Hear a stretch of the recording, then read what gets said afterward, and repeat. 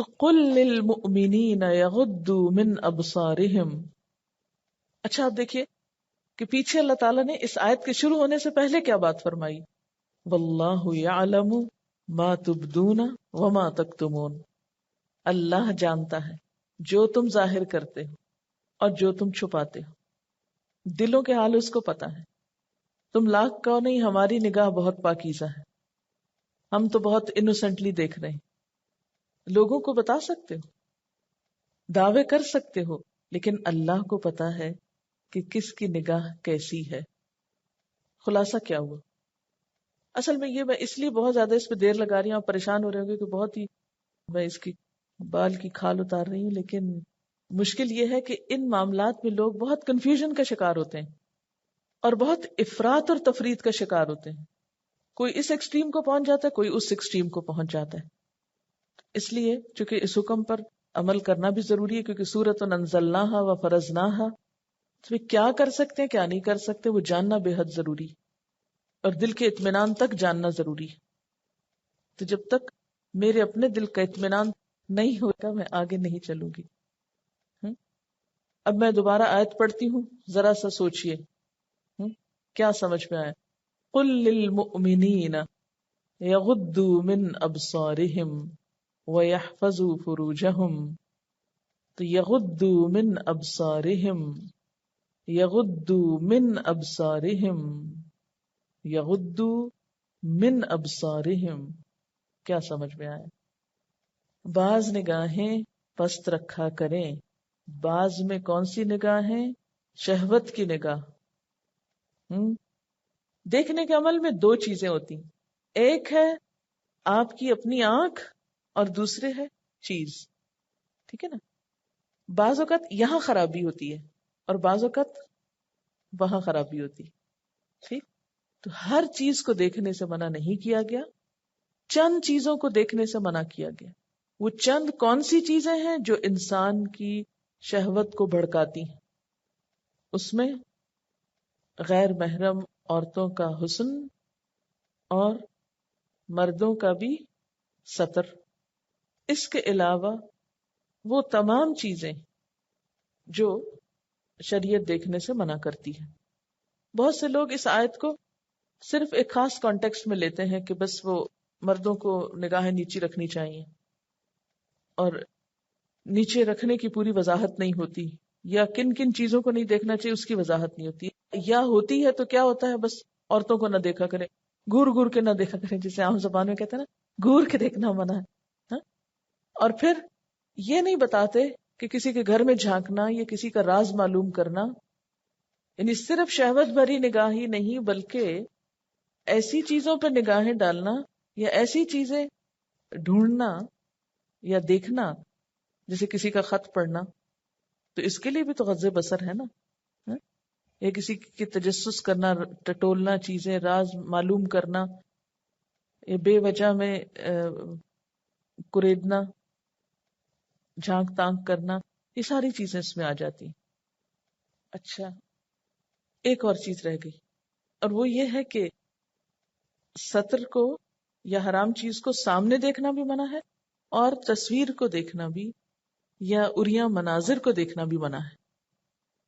مثلا کوئی شخص کسی عورت کو تو نہیں دیکھ رہا، لیکن اس کی تصویر دیکھ کر یا کوئی ایسا سین دیکھ کر اس کے اندر برے خیالات پیدا ہو رہے ہیں، تو ایسے غلط سین دیکھنا یا ایسی تصویریں دیکھنا، خواہ وہ اشتہاروں میں ہو یا اخباروں میں ہو یا پھر رسالوں میں ہو، کہیں پر بھی ہو، تو ان کو گھورنا بھی اور ان کو غور سے دیکھنا بھی منع ہے.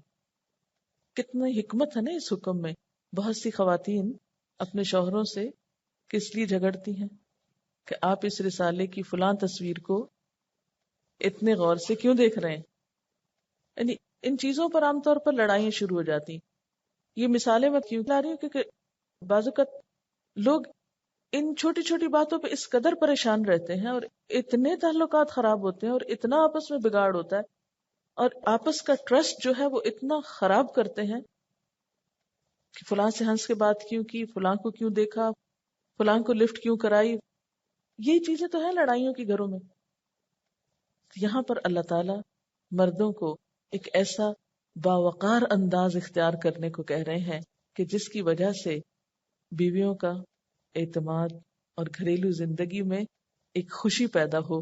ذالک ازکا لکم، یہ زیادہ پاکیزہ بات ہے تمہارے لیے، تمہارے دل کو بھی اطمینان دے گی، تمہاری عبادت میں لذت پیدا کرے گی، تمہارے ایمان میں حلاوت پیدا کرے گی، اور تمہاری گھریلو زندگی کو پرسکون بنائے گی.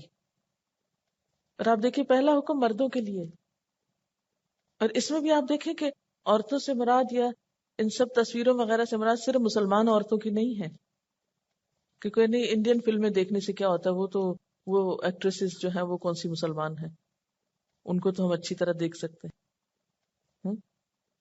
نہیں، کوئی بھی، کیونکہ اس کے آپ دیکھیے کہ نقصانات کتنے ہیں نا.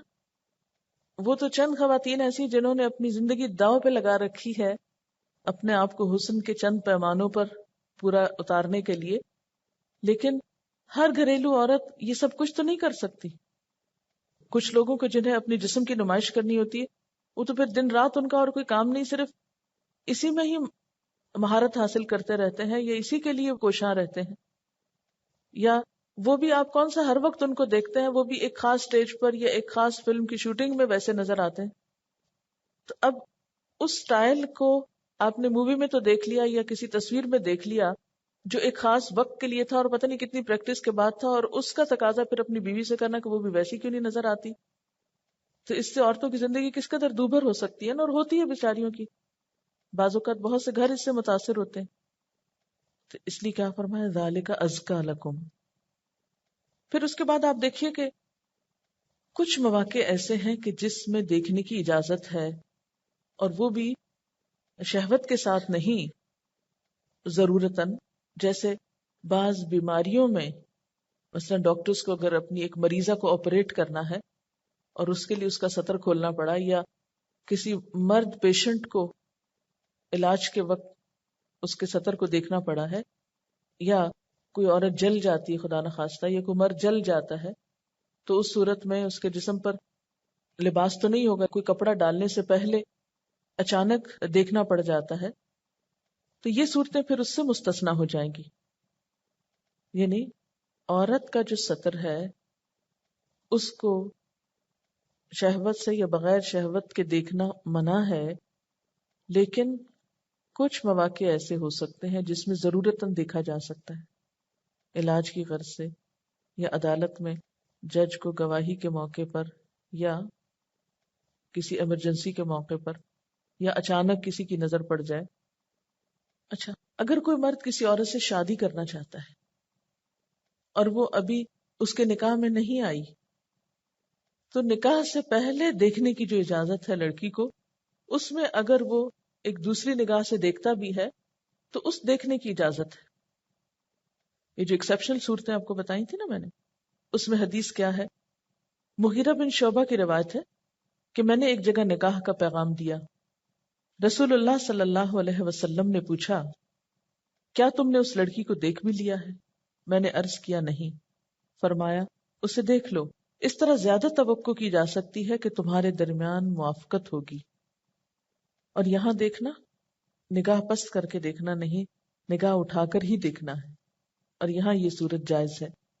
اسی طرح ایک اور حدیث میں آتا ہے، حضرت ابو ہریرہ کی روایت ہے کہ ایک شخص نے کہیں شادی کا پیغام دیا. آپ صلی اللہ علیہ وسلم نے فرمایا لڑکی کو دیکھ لو، کیونکہ انصار کی آنکھوں میں کچھ خرابی ہوتی ہے. جابر بن عبداللہ کہتے ہیں کہ حضور صلی اللہ علیہ وسلم نے فرمایا تم میں سے جب کوئی شخص کسی عورت سے نکاح کا خواستگار ہو تو حتی الامکان اسے دیکھ کر یہ اطمینان کر لینا چاہیے کہ آیا عورت میں ایسی کوئی خوبی ہے جو اس کے ساتھ نکاح کی طرف راغب کرنے والی ہو. ایک اور روایت میں آتا ہے کہ حضور صلی اللہ علیہ وسلم نے اس غرض کے لیے دیکھنے کی اجازت کو فلا جناح علیہ کے الفاظ میں بیان کیا ہے کہ ایسا کرنے میں کوئی گناہ نہیں، کوئی مذائقہ نہیں. یعنی اس نگاہ میں اگرچہ شہوت بھی ہو تو بھی وہ نگاہ بری نہیں شمار ہوگی اگرچہ وہ نکاح سے پہلے کی ہے. اور اس میں بھی پھر واللہ خبیر بما تصنعون، جو کچھ تم کر رہے ہو خدا اس کی خوب خبر رکھتا ہے کہ تم نے محض لڑکی دیکھنے کے لیے یا دلچسپی کی خاطر ایسا کام کیا یا واقعی نکاح کا ارادہ بھی تھا؟ اچھا، یہ جو سطر کے بارے میں حدیث ہے، آپ صلی اللہ علیہ وسلم نے فرمایا کوئی مرد کسی مرد کے سطر کو نہ دیکھے اور کوئی عورت کسی عورت کے سطر کو نہ دیکھے۔ حضرت علی کی روایت ہے کہ حضور صلی اللہ علیہ وسلم نے مجھ سے فرمایا لا تنظر الی فخذ حی ولا میت، کسی زندہ یا مردہ انسان کی ران پر نگاہ نہ ڈالو۔ تو اس میں صرف زندہ انسان یا صرف تصویر ہی نہیں بلکہ مردہ انسان کے سطر پر نگاہ ڈالنا بھی منع ہے۔ آپ نے کتاب میرا جینا میرا مرنا میں مردے کو نہلانے کے باب میں پڑھا ہوگا کہ مردے کو جب نہلایا جاتا ہے تو ایسا نہیں ہوتا کہ اس کو بالکل ہی ننگا کر کے لٹا دیتے ہیں جیسے کسی بچے کو نہلاتے ہیں جب وہ پیدا ہوتا ہے، اس میں کپڑا ڈال کے اوپر نہلاتے ہیں۔ پھر اسی طرح جو سطر کے مقامات ہیں ان کو ڈائریکٹ اپنے ہاتھ سے نہیں ٹچ کرتے بلکہ کیا کرتے ہیں، گلوز پہن کے یا کوئی کپڑا لپیٹ کے یا کچھ بھی لپیٹ کے اس سے صاف کرتے ہیں۔ کیوں؟ ذالک ازکا لکم، یہ زیادہ پاکیزہ بات ہے تمہارے لیے۔ دوسرا حکم کیا ہے؟ وَيَحْفَظُوا فُرُوجَهُمْ، اور اپنی شرمگاہوں کی حفاظت کریں، یعنی شرمگاہوں کو ناجائز استعمال سے بچائیں۔ نمبر 1، انہیں اس طرح چھپا کر رکھیں کہ ان پر کسی کی نظر نہ پڑے۔ شرمگاہ کی حفاظت سے مراد کیا ہے؟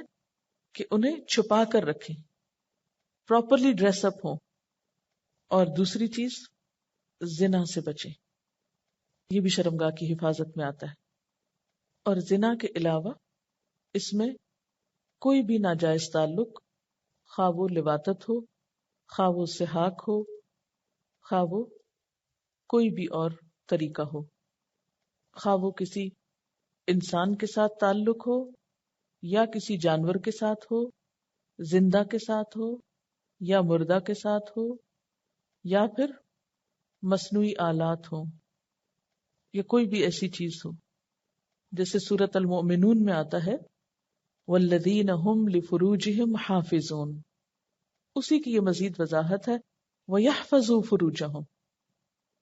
یہ مصنوعی آلات کا میں نے ذکر جان بوجھ کر کیا ہے کیونکہ اس وقت ویسٹ میں مردوں اور عورتوں کی جنسی تسکین کے لیے ایسے آلات ایجاد کر دیے گئے ہیں کہ جو پھر ایک طرح سے فحاشی کے کاموں میں یا بے حیائی کے کاموں میں آتے ہیں۔ تو شرمگاہوں کی حفاظت مطلقاً ان کو ننگا کرنا یا کوئی بھی ناجائز ریلیشن شپ، کیونکہ جائز میں تو صرف دو ہی چیزیں آئیں نا، پیچھے سورۃ المومنون میں پڑھ چکے ہیں، الا علی ازواجہم او ما ملکت ایمانہم، یعنی نکاح کے رشتے سے یا ملک یمین کے رشتے میں، اس کے علاوہ نہیں۔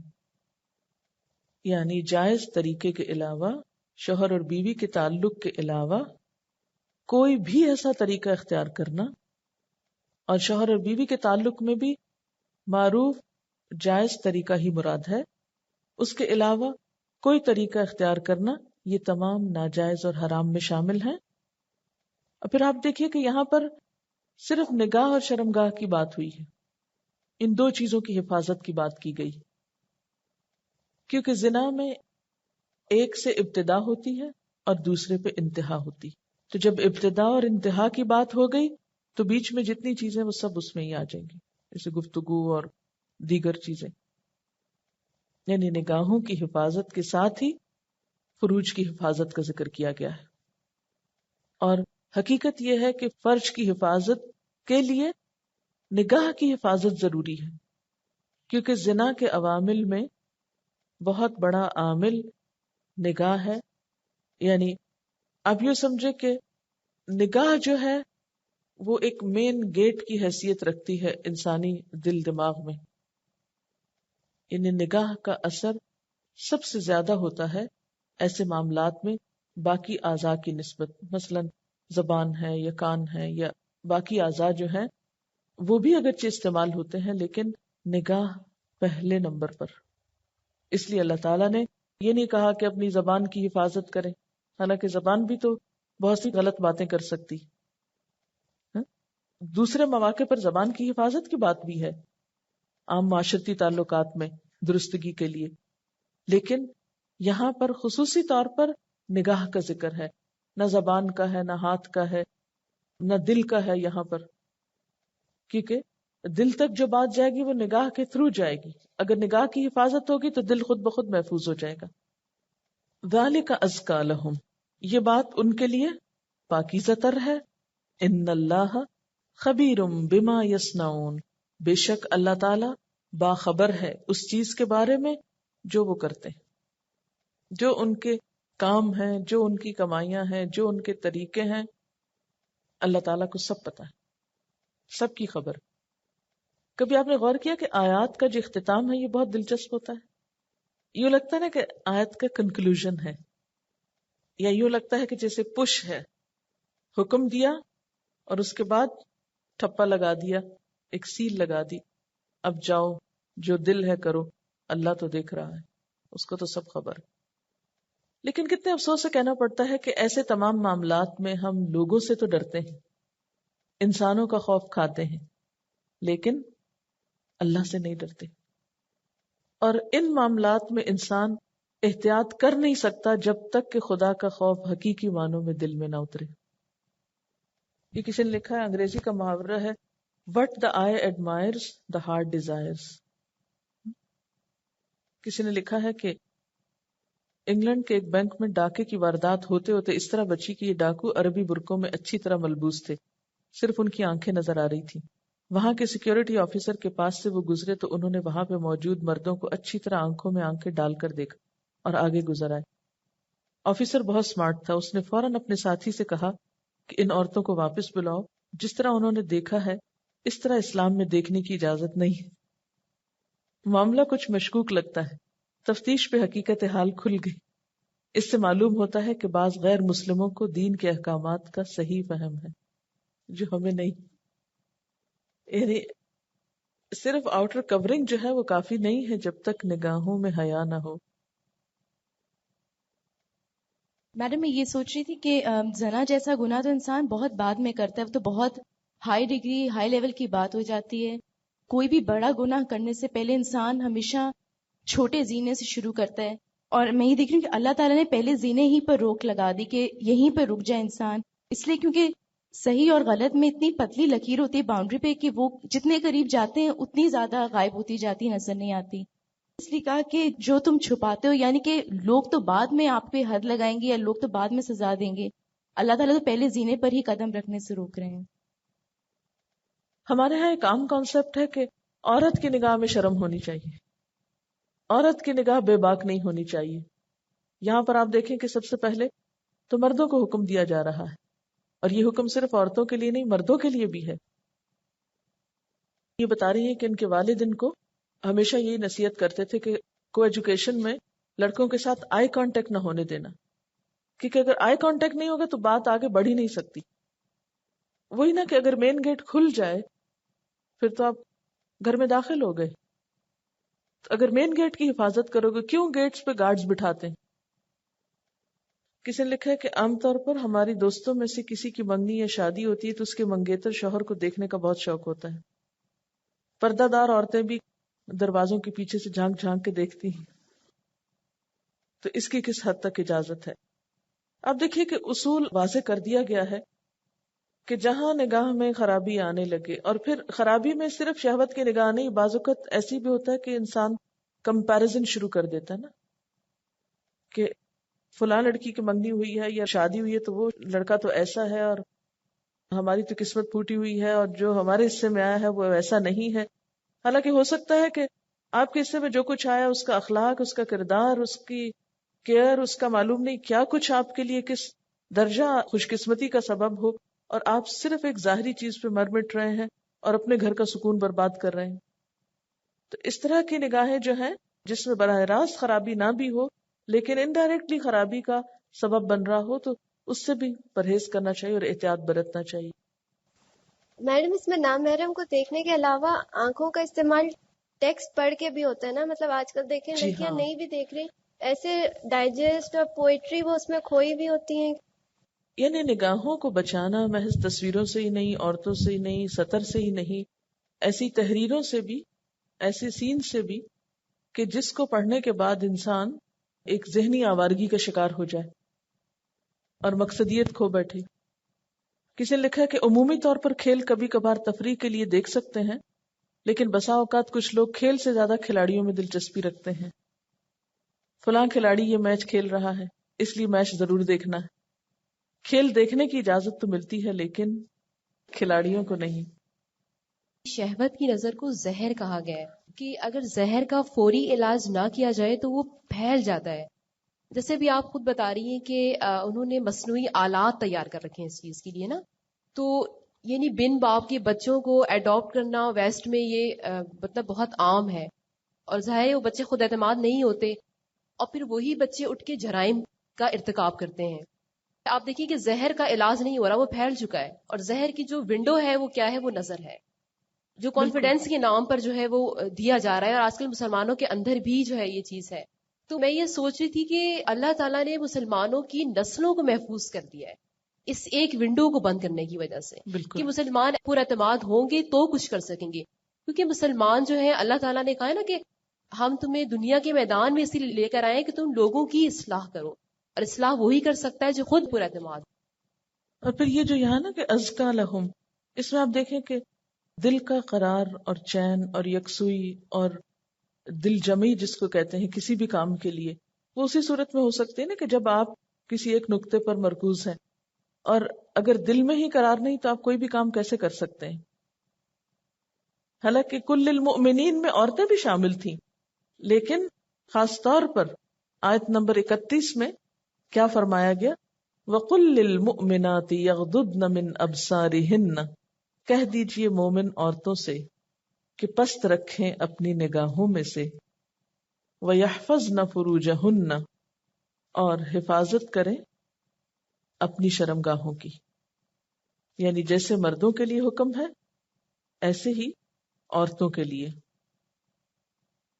اب یہ ہے کہ خواتین کے لیے جو یہ احکامات ہیں ان کے دو پہلو ہیں. ایک پہلو ستر سے متعلق ہے اور دوسرا حجاب سے.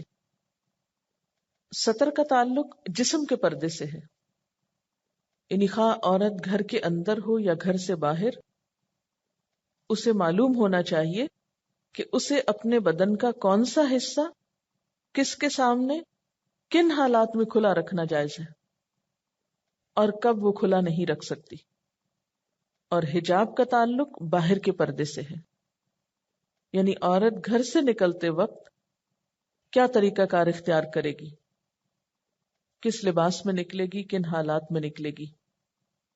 تو ستر سے متعلق احکامات تو یہاں دیے جا رہے ہیں، اور حجاب سے متعلق احکامات سورۃ الاحزاب میں ہیں.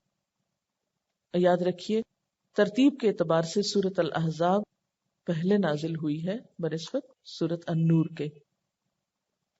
اب آپ اس آیت کو اسی کانٹیکسٹ میں پہلے دیکھیں جس میں پچھلی آیت کو دیکھا گیا تھا کہ گھر میں کوئی مرد آیا، اسے کیا حکم دیا گیا؟ اپنی نگاہ کی حفاظت کرو. گھر میں خواتین بھی ہیں. اب خواتین کو حکم دیا جا رہا ہے کہ گھر میں کوئی مرد آئے تو کیا کرنا ہے؟ اپنی نگاہوں کی حفاظت کرنی ہے. کیونکہ بعض اوقات یہ تو سمجھا جاتا ہے کہ مردوں کو عورتوں کو نہیں دیکھنا چاہیے، لیکن اس بات کا لحاظ نہیں رکھا جاتا کہ عورتیں بھی کونوں خدروں سے یا دراڑوں سے اس ایریے میں مت جھانکیں جہاں مرد بیٹھے ہوئے ہیں، وہ بھی اپنی نگاہیں نیچی رکھیں. اور اسی طرح اگر گھر سے باہر نکلے تو بھی اپنی نگاہوں کی حفاظت کریں. یعنی نامحرم خواہ گھر کے اندر ہوں یا گھر کے باہر، دونوں جگہ اپنی نگاہوں میں حیا رکھیں. اس میں بھی آپ دیکھیے کہ ایک تو وہی حکم آتا ہے کہ جیسے مردوں کے لیے حکم ہے کہ نامحرم کو نہ دیکھیں، تو جس طرح مرد کے لیے عورت کو اس طرح دیکھنا منع ہے، اسی طرح عورت کے لیے اس کو دیکھنا منع ہے. پھر اسی طرح ان تمام مواقع کو دیکھنا جن کو مردوں کو دیکھنے کو منع کیا گیا ہے. مثلا عورت جو ہے وہ عورت کے سطر پر نظر نہ ڈالے، عورت مرد کے سطر پر نظر نہ ڈالے.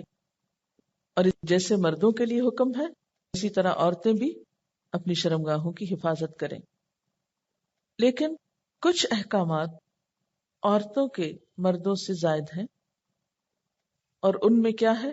ولا یبدین زینتہن، وہ اپنی زینت نہ ظاہر کریں، وہ اپنی زینت ظاہر نہ کریں، الا مگر ما ظہر منہا، جو خود ظاہر ہو جائے اس میں سے، یعنی زینت میں سے، یعنی جو زینت ان کی خود ظاہر ہو جائے۔ زینت کیا چیز ہے؟ اب ہمیں پہلے اس پر بات کرنی۔ اس سے پہلے زینت کا لفظ آپ نے کہاں پڑھا تھا، اور زینت سے متعلق احکامات کہاں پڑھے تھے؟ سورۃ الاعراف میں کیا پڑھا تھا؟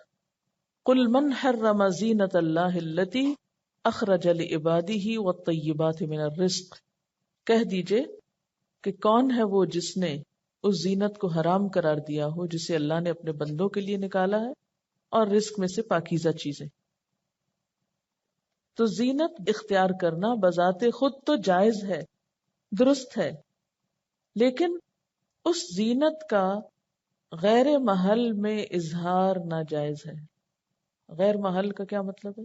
جہاں ممنوع ہے زینت ظاہر کرنا، وہاں زینت ظاہر نہیں کرنی چاہیے۔ اور زینت کا اظہار کہاں کہاں کر سکتی ہیں وہ تھوڑی دیر کے بعد ہی اسی آیت میں آتا ہے، وَلَا يُبْدِينَ زِينَتَهُنَّ إِلَّا لِبُعُولَتِهِنَّ، اور پھر آگے اس کی تفصیل ہے۔ اب آپ دیکھیے کہ زینت کیا چیز ہے۔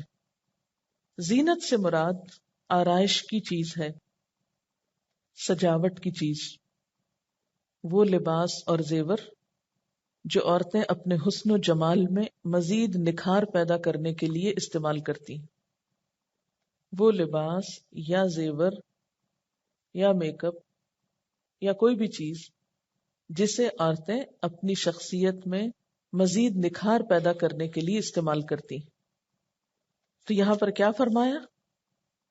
وَلَا يُبْدِينَ زِينَتَهُنَّ، اور وہ اپنی زینت ظاہر نہ کریں، الا ما ظہر منہا، مگر جو خود ظاہر ہو جائے، یعنی چھپانے کے باوجود بھی جو مجبوراً کھل جائے، خود ظاہر نہ کیا جائے، جو ظاہر ہو جائے، اس میں فرق ہے۔ اظہرا نہیں ہے بلکہ ظاہرہ ہے۔ تو زینت کا لفظ آپ کو سمجھ میں آ گیا؟ زینت ظاہر نہ کریں۔ ستر کس کو کہتے ہیں؟ ستر جسم کا لباس ہے۔ گھر کے اندر ایک مرد کو مرد کے سامنے، ایک عورت کو عورت کے سامنے، یا ایک عورت کو محرم رشتہ داروں کے سامنے اپنے آپ کو کتنا کھولنا ہے، کیا دکھانا ہے، کیا نہیں دکھانا، اور ایک عورت گھر سے باہر کیا پہنے گی اور گھر سے باہر کس طرح رہے گی، اس کے احکامات سورۃ الاحزاب میں آئیں گے۔ چونکہ عورت کا جسم بذات خود ایک زینت ہے، اس لیے اس زینت میں اضافے کے لیے جو کچھ استعمال ہوگا، خواہ وہ لباس ہو یا زیور ہو یا کوئی اور رنگ روپ ہو، وہ سب زینت شمار ہوتا ہے۔ وَلَا يُبْدِينَ زِينَتَهُنَّ إِلَّا مَا ظَهَرَ مِنْهَا، یعنی زیورات میں سے جو خود ظاہر ہو جائیں، لباس میں سے جو خود ظاہر ہو جائے، نہ تو نیت ہو نہ ارادہ ہو۔ لکھیے ما ظہر منہا، جو خود ظاہر ہو، نہ نیت ہو نہ ارادہ ہو نہ شوق ہو نہ کوشش ہو۔ اب ایک اور سوال یہ پیدا ہوتا ہے کہ زینت کی یہ ساری چیزیں اگر عورت کے جسم پر نہ ہوں اور الگ سے کہیں رکھی ہوئی ہوں تو کیا پھر بھی وہ نہیں دیکھی جا سکتی؟ مثلاً جتنے زیورات ہیں وہ کون بناتے ہیں؟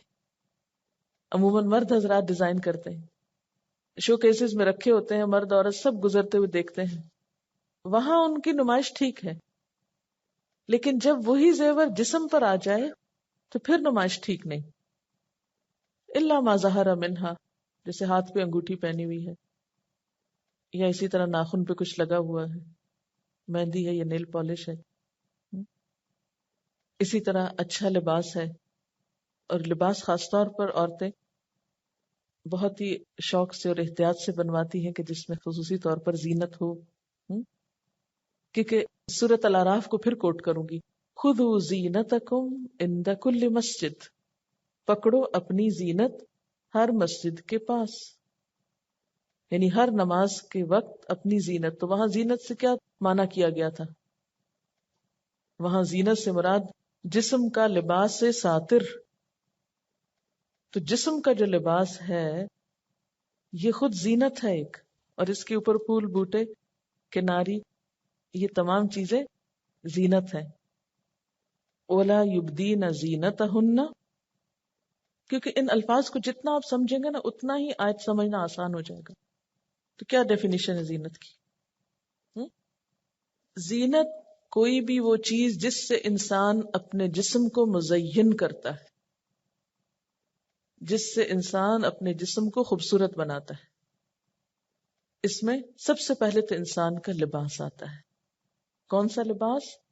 جو انسان کے جسم کو ڈھانپتا ہے، جو لباس انسان کے جسم کو چھپاتا ہے. اس لباس کے بارے میں ہم کتنا کانشیس ہوتے ہیں، اور اس کی تراش خراش میں جو کچھ بھی استعمال ہوتا ہے وہ سب زینت ہوتا ہے. آپ نے دیکھا ہوگا کہ مردوں اور عورتوں کے لباس میں فرق ہے نا. مردوں کے لباس میں وہ زینت نہیں ہوتی جو بطور خاص عورت کے لباس میں ہوتی ہے، اور یہ ہر دور میں ہوتا رہا ہے کہ اس پر زینت اور آرائش کی چیزیں زیادہ ہوتی ہیں. مثلاً کیا کیا چیزیں ہوتی ہیں؟ پھول بوٹے کاڑے جاتے ہیں اس پر، یا کناری بیلیں لگائی جاتی ہیں،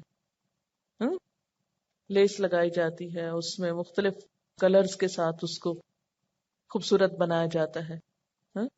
شیشے لگائے جاتے ہیں، تارے موتی لگائے جاتے ہیں.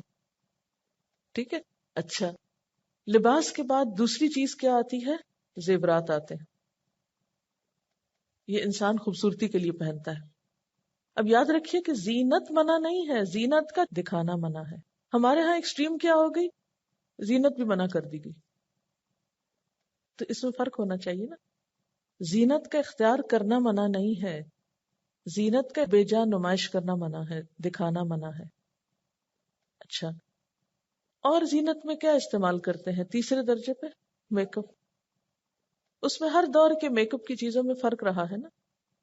میک اپ کرتے ہیں نا، یعنی جو کمی بیشی رہ گئی ہے، یعنی میک اپ کا اگر معنی دیکھا جائے تو وہ بھی تو یہی ہے نا کہ کوئی اگر فطری طور پر کمی بیشی ہے تو اس کو پورا کر لیا جائے، یعنی مزین کر لیا جائے، اپنے آپ کو سجا لیا جائے، اس کمی کو چھپا لیا جائے.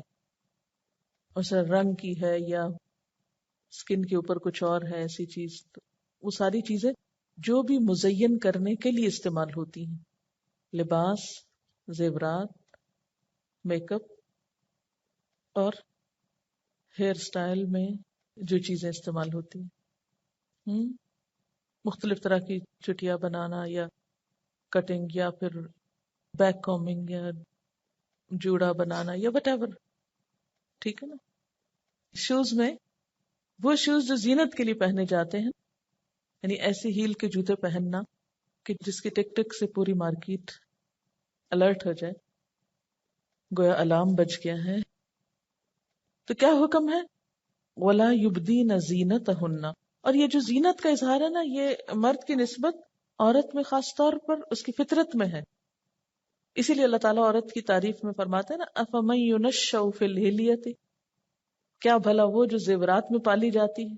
بالکل چھوٹے چھوٹے بچے ہوتے ہیں تو کیا کرتے ہیں؟